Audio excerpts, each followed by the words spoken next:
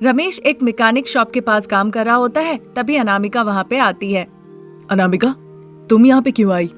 आपके लिए, आपसे बात करनी है मुझे। मैं रात में घर आऊंगा ही ना, तब हम बात कर लेते। यहाँ दुकान पे इस तरह से बात करना ठीक नहीं लगता है ना। जिस घर में हम रहते हैं वो बहुत ही छोटा है, वहाँ पे बात करने का मौका ही कहाँ मिलता है। यहीं पे बात करना ठीक रहेगा हमारे लिए। अच्छा ठीक है, अभी तुम घर जाओ। घर का सारा काम खत्म करके शाम को सब्जियां लेने के नाम पे तुम पार्क के पास आओ। मैं भी वहाँ आता हूँ, हम वहीं पे बात करेंगे। यहाँ पे इस तरह दुकान पे बात करना ठीक नहीं लगता अनामिका। फिर से पार्क में क्यों जाना बताइए, मैं यहीं पे बात करूंगी। मैंने आपके ओनर से कहा था ना 50,000 उधार मांगने के लिए, आपने मांगा क्या? नहीं अनामिका, मैं उनके बारे में जानता हूँ, वो पैसे नहीं देंगे। इस तरह कहने पे अनामिका गुस्से से बिना कुछ कहे चुपचाप वहाँ से चली जाती है। रमेश बाइक मरम्मत करने में फिर से लग जाता है। एक छोटे से ड्यूप्लेक्स घर में पति प्रसाद टीवी देख रहे होते हैं। तभी पत्नी शारदा वहाँ पे आती है। खाना और टीवी देखना, बस यही काम रह गया है। मैं जा रहा हूँ और आ भी तो रहा हूँ, ये भी कहो शारदा। बहुत हुआ, अगर इस तरह की बातें करेंगे ना तो मुझे गुस्सा आ जाएगा। कभी भी तुम शांत नहीं रह सकती हो क्या शारदा? जब तक हाथ पैर ठीक रहते हैं तब तक कुछ अच्छे पैसे कमा लेना चाहिए। इतने दिनों से तो किया शारदा, अब कुछ वजह है तभी तो नहीं कर रहा हूँ। ये जानते हुए कि भी बेटे की कमाई से घर चलाना कितना मुश्किल है, फिर भी आप ये बात समझते क्यों नहीं? क्यों, बहू अनामिका ने जब कहा कि वो कुछ काम करना चाहती है तुम उस बात पे राजी नहीं हुई? मैं नहीं मानूंगी। जो बहू घर पे रह के कामकाज करती है वो आज्ञाकारी होती है, बाहर से कमा के लाने वाली से। शारदा जब ऐसा कह ही रही थी तभी बीच में प्रसाद कहने लगते हैं। मतलब वो चिड़चिड़ी होगी, अहंकार होगा, उसका मिजाज होगा, यही कहना चाहती हो ना? और नहीं तो क्या। हाँ, ऐसा कह ही रही थी कि तभी शारदा का फोन बज उठता है। शारदा फोन देखती है। बेटा क्यों फोन कर रहा है?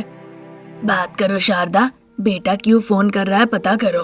फिर जाके शारदा फोन उठाती है। बेटा रमेश बोलो। माँ, पिताजी घर पे है क्या? घर पे रहे बिना तुम्हारे पिताजी अब जाएंगे भी कहाँ? ठीक है, तो पिताजी को फोन दीजिए।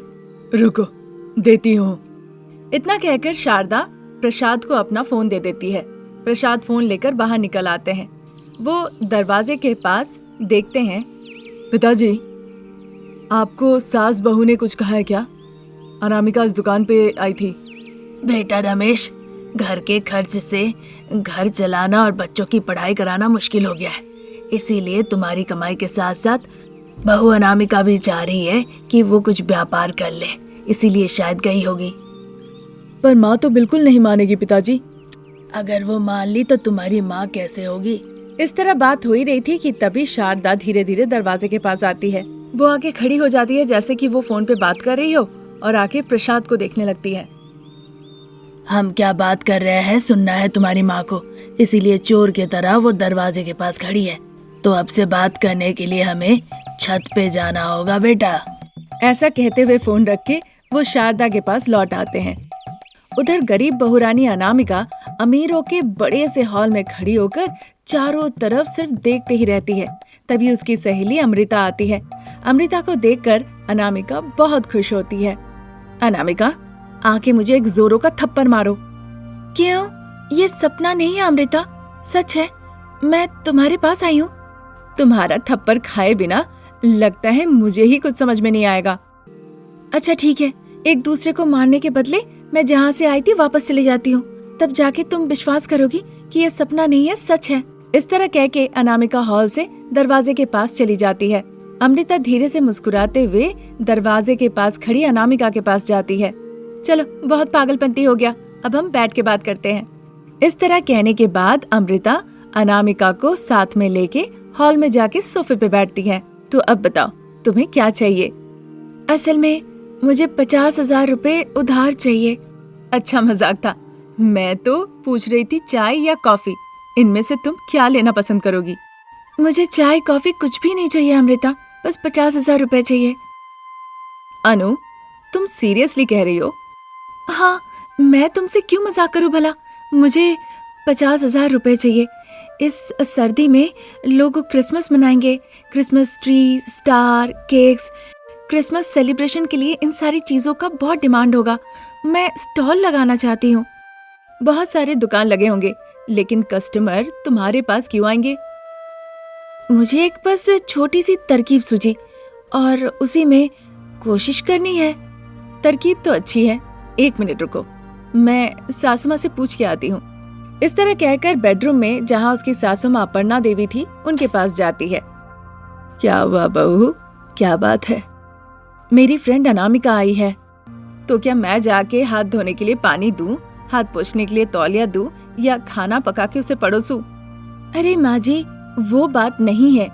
वो व्यापार शुरू करने के लिए 50,000 रुपए मांग रही है, बस इतना ही है। इधर अपर्णा देवी और अमृता के बीच में जो बातचीत हो रही थी वो हॉल में बैठी अनामिका को सुनाई देती है। हाय भगवान, अमृता की सासू माँ भी तो बहुत बोलती है। इस तरह सोचते हुए वो फिर उनकी बातें सुनने लगती है। मैं 50 रुपए दूंगी, पर श्योरिटी के लिए क्या होगा? वैसे 100 रुपए पे 10% का ब्याज लगेगा, मतलब 50,000 में 5,000 इंटरेस्ट। हाँ, तो अब जाओ, जाके अपनी सहेली को बता दो। अमृता वहाँ से बाहर निकल आती है। चूंकि अनामिका अपर्णा देवी और अमृता की पूरी बातचीत सुन चुकी थी, इसीलिए वो वहाँ से चली जाती है। अमृता हॉल में आके देखती है कि अनामिका कहीं पे भी नहीं है। लगता है अनामिका चली गई। इस तरह सोचकर अमृता जाके सोफे पे बैठ जाती है। अनामिका दुखी होकर एक सीमेंट बेंच के ऊपर जाकर बैठी होती है। तभी रमेश का मालिक मनोहर अनामिका को वहाँ बैठे हुए देखकर अपनी बाइक लाकर उसके पास रोकता है।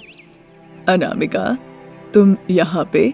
सॉरी जी, मैंने आपको यहाँ पे देखा नहीं था। तुम मुझे नहीं जानती हो, पर मैं तुम्हें जानता हूँ। तुम रमेश की पत्नी हो ना? तुम्हारा नाम अनामिका है। मतलब कि आप मेरे पति के मालिक, मैकेनिक शॉप के ओनर हैं? हाँ हाँ, पर तुम यहाँ दुखी होकर इस तरह क्यों बैठी हो? इस तरह से पूछने पर वो अपने व्यापार के बारे में जो करना चाहती है उस बारे में बताती है। कितना खर्च होगा वो भी बताती है। ठीक है, तुम्हें पैसे चाहिए, मैं तुम्हें 50,000 दूंगा। ये बात हमारे बीच में ही रहेगी, इंटरेस्ट की जरूरत नहीं। पर जब दोगी तो एक साथ 50,000 देना, इतना ही काफी है। ये सुनकर अनामिका बहुत खुश हो जाती है। मनोहर पास के एटीएम में जाके 50,000 उठाते हैं और अनामिका को वो पैसे दे देते हैं। पैसे लेके बहुत खुश होती है और मनोहर के सामने हाथ जोड़ के कृतज्ञता स्वरूप धन्यवाद कहती है। फिर अनामिका खुशी खुशी घर चली जाती है। अलमारी में जाके वो पैसे रख देती है। ये चीज शारदा देख लेती है। इतने रुपए बहू को कहाँ से मिला? किसने उधार दिए? ये सोचकर वहाँ से वो चली जाती है। उस रात जब घर पे सब थे, अनामिका अपने व्यापार के बारे में सबको बताती है। जो तुम कही वो तो अच्छा है बहू, पर इतने पैसे तुम्हें कहाँ से मिले? आपके बेटे ने अपने मालिक से कहकर दिलवाया है माँ जी। ये सुनकर रमेश एक पल के लिए बड़ा आश्चर्य होता है। उसकी माँ उसे गुस्से से देखती है तो वो चुपचाप अपना सर नीचे कर लेता है। ये देखकर अनामिका मुस्कुराती है। माँ, मैं और बहन आपकी मदद करेंगे। हाँ बहू, नाती और पोती के साथ साथ मैं भी तुम्हें मदद करूँगा। मैं भी मदद करूँगी बहू, अब मुझसे घबराने की जरूरत नहीं। ये बातें सुनकर अनामिका बहुत खुश होती है। अगले दिन ही क्रिसमस था। उस रात गरीब बहुरानी अनामिका, उसके बच्चे हरीश और भव्या, सासू माँ शारदा और प्रसाद सभी अनामिका की मदद करते हैं। गरीब अनामिका सड़क किनारे एक क्रिसमस का स्टॉल लगाती है। आइए बाबू आइए, क्रिसमस सेलिब्रेशन की सारी चीजें बहुत ही कम भाव में मेरे पास से ले जाइए। सड़क किनारे दुकान सोच के रुकिए नहीं, एक बार आके देखिए, 1 नंबर का केक है, पसंद आए तभी ले जाइए। इस तरह अनामिका कहती है। हरीश और भव्या लोगों को स्टार्स देते हैं। शारदा वहीं पे पैसे कलेक्ट करने लगती है। रमेश सामान पैक करता है और प्रसाद क्रिसमस ट्री बेचने में लगे होते हैं। सर्दी के मौसम में लगाए गए क्रिसमस के स्टॉल में जितने भी सामान थे वो सारे सामान बिक जाते हैं। कुछ भी नहीं बचा, उससे वो बहुत अच्छा कमाते हैं। मुझे तो कुछ और ही लगा था बहू, पर तुम्हारी परिकल्पना तो काम आ गया। 50,000 लगा के हम 1 लाख कमा लिए। अब इसका क्या करेंगे? माँ जी, अभी संक्रांति आ रहा है ना, उस वक्त लोग पतंग खरीदना पसंद करते हैं, तब हम वही काम करेंगे। तरकीब अच्छी है बहू रानी, हमारा पूरा सहयोग तुम्हारे साथ है। इतना कहकर वो पूरा पैसा अनामिका को दे देती है। अनामिका उसमें से 50,000 निकाल लेती है और सीधा ले जाकर मनोहर को उसके पैसे वापस कर देती है। मनोहर के इस सहायता की वजह से अनामिका हाथ जोड़ के उसके सामने कृतज्ञता दिखाती है और फिर वहाँ से घर लौट आती है। गरीब घर के दीवार पे शारदा की एक तस्वीर पे माला टंगी हुई थी। वहाँ पति प्रसाद, बेटा रमेश, बहू अनामिका, पोता हरीश और पोती भाव्या सभी लोग हाथ जोड़ के नमन करते हैं। माँ जी, आप जहाँ पे भी हो, आपकी आत्मा को शांति मिले। आप जब जीवित थी तो आपने हमारा बहुत देखभाल किया, अभी भी आप हमारी रक्षा कीजिएगा। शारदा, तुम मुझसे बहुत दूर हो इसका एहसास होता है, पर भगवान से कोई शिकायत नहीं। तुम भाग्यवान की तरह मांग में सिंदूर लेके गई हो। आई लव यू दादी। आई मिस यू दादी। वे सब इस तरह कहते हैं। शारदा की आत्मा जो हवा में थी उन्हें कहते हुए देखकर रोती है।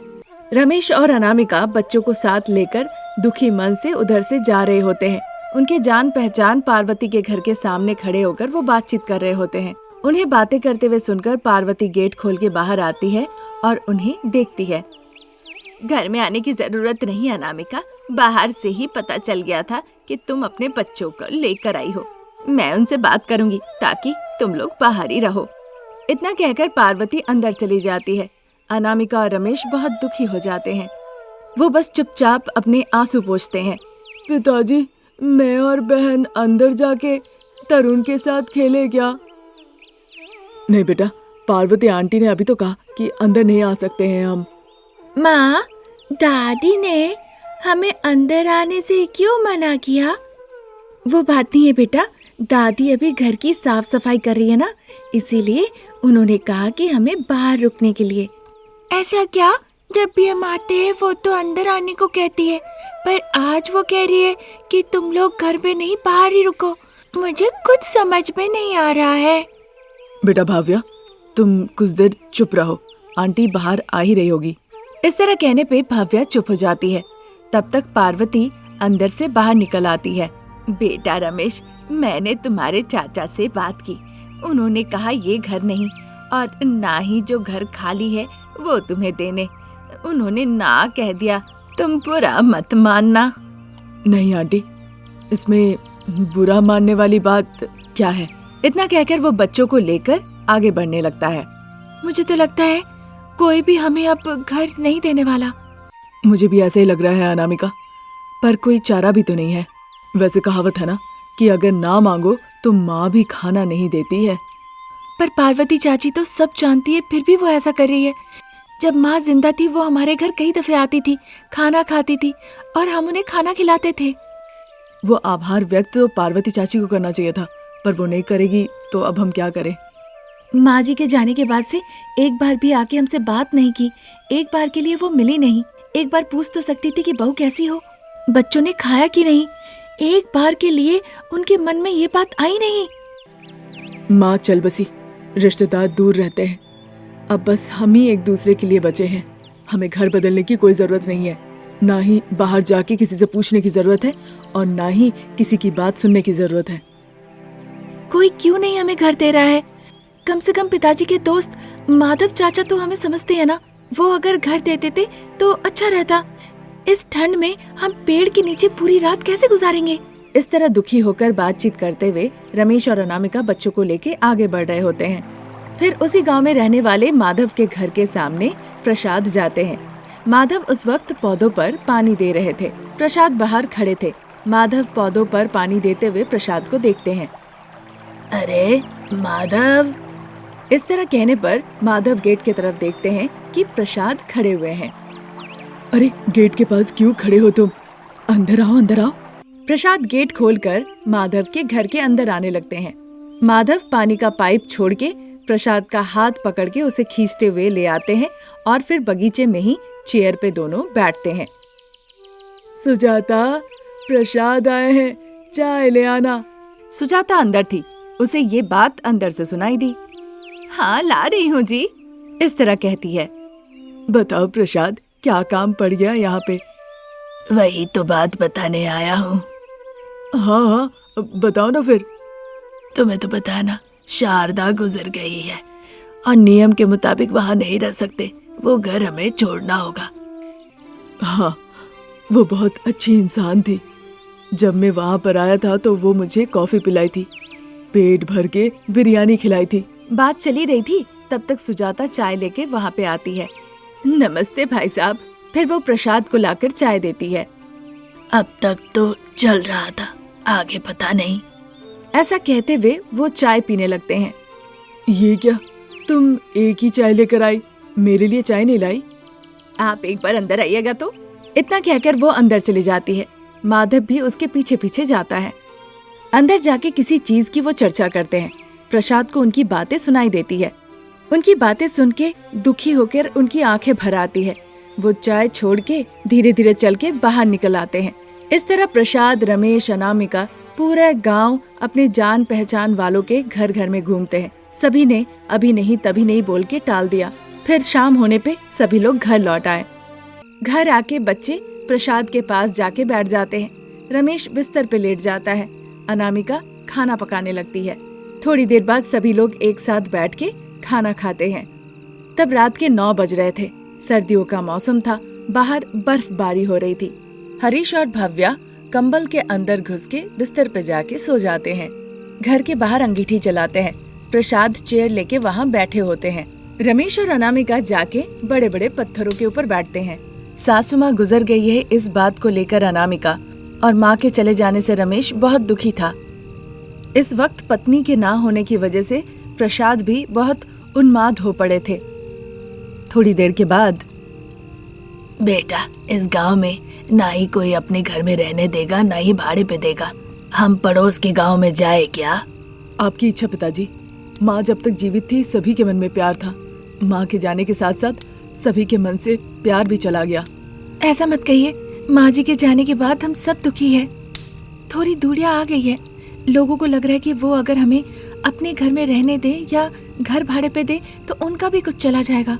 ये आज की बात तो नहीं है ना जी, बहुत पहले से होता आ रहा है। फिर पिताजी ने जैसा कहा, पड़ोस के गांव में चलते हैं। हम कहीं नहीं जा रहे हैं, हम इसी गांव में रहेंगे। इस गांव में फिर हम कहाँ रहेंगे? हमारा पुराना घर है ना पिताजी, हम वहाँ रह लेंगे। वो घर तो बहुत पुराना है अनामिका, ऊपर से छत बिल्कुल टूट चुका है। इस ठंड में हम उस घर में कैसे रह सकते हैं बताओ? हाँ बहू, दीवार तो चारों तरफ से ठीक है, पर छत ही टूट गया है और इस सर्द के मौसम में बर्फबारी हो रही है। बच्चे कैसे रहेंगे वहाँ? हम घास से छत को ढक सकते हैं ना पिताजी। इस तरह कहने पे रमेश मजाक में कहने लगता है। किस तरह के घास अनामिका, हरी घास या सूखी घास? इतना उत्साह ना दिखाकर और मजाक ना उड़ा के जरा आप अपनी दिल की बात सुन लीजिए। इस तरह की बातें कहना बहुत आसान है अनामिका, पर ऐसे वक्त में हमें घास कहाँ से मिलेगी तुम ही बताओ। ये सब अभी खरीदने की क्या जरूरत है? हमारे खेत में कितने बड़े बड़े घास हैं। हम तीनों जाके एक दिन काटेंगे, उसी को लाके हम छांव दे देंगे। क्या कहते हैं पिताजी? बहुत बढ़िया बहू। बेटा रमेश, बहू ने जो कहा वही करेंगे। अब किसी से पूछने की कोई जरूरत नहीं है, ना ही दूसरे गांव जाने की कोई जरूरत है।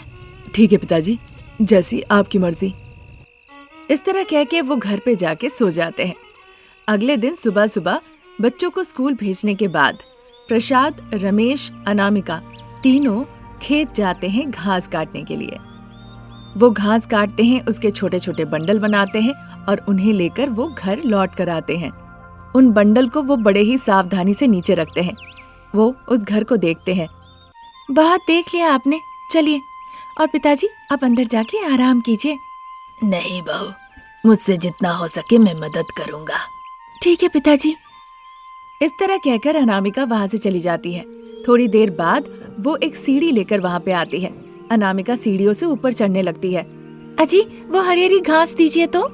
इस तरह कहने पे रमेश हरी हरी घास उसे देने लगता है। उन घासों से अनामिका छत को ढकने लगती है। प्रसाद भी हाथों ही हाथ मदद करते हैं। उन दोनों से अनामिका घास लेती है और देखते ही देखते वो घर अनामिका का घास के घर में बदल जाता है। पिताजी अपने घर को देखिए जरा। बहुत बढ़िया बहू, जब तक नियम पालन करना है यहाँ रह सकते हैं। हाँ अनामिका, इस सर्दी के मौसम में गरीब बहू रानी अपने तरकीब से इस घर को घास का घर बनाकर बहुत अच्छा किया है। रमेश की ये बात सुनकर अनामिका बहुत खुश होती है। तब से सभी लोग खुशी खुशी उस घास के घर में रहने लगते हैं।